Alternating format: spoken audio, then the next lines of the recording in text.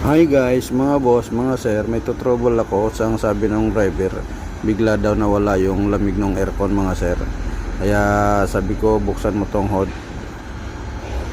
Yung mga sir, binuksan niya. Ayun nga, inanap ko yung tukod.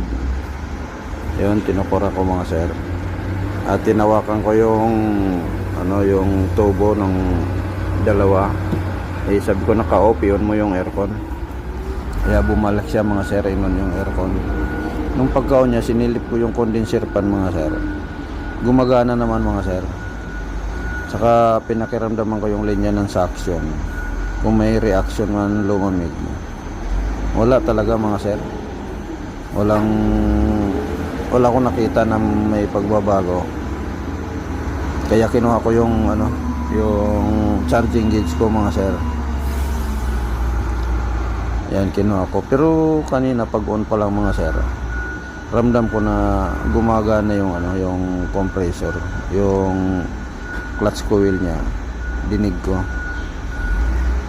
Sabi ko baka nagbabawas lang kaya nawala yung lamig mga sir. Yan mga sir, in-install ko nga in-install ko yung charging gauge para makita ko mga sir kung may laman pa o wala. Yan mga sir. Tapos kinuha ko nga yung cellphone para malapitan yung gauge mga sir. Yun, okay naman mga sir yung laman. Nasa 90 at saka 75 yung low pressure. Yun mga nakadisconnect nga yung mga sir, yung pressure switch. Yan, i-on ko na ulit. Yun, ayaw talaga gumalaw mga sir, pero dinig ko yung compressor na gumagana pag inon yung pressure switch. Yung pressure switch kasi mga sir, kadugtong yan yung papunta ng compressor. Yan mga sir. Inulit ko nga, binunot ko nga ulit yun. Tapos binalik.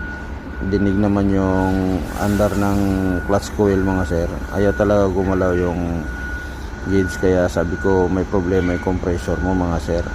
Sabi ko sa driver, kaya bukas na lang natin gagawin to, at may biyahe pa kayo, biyahe mo muna yan, at huwag ka muna mag aircon, bukas na natin gagawin yan mga sir, kasi may biyahe pa sila mga sir.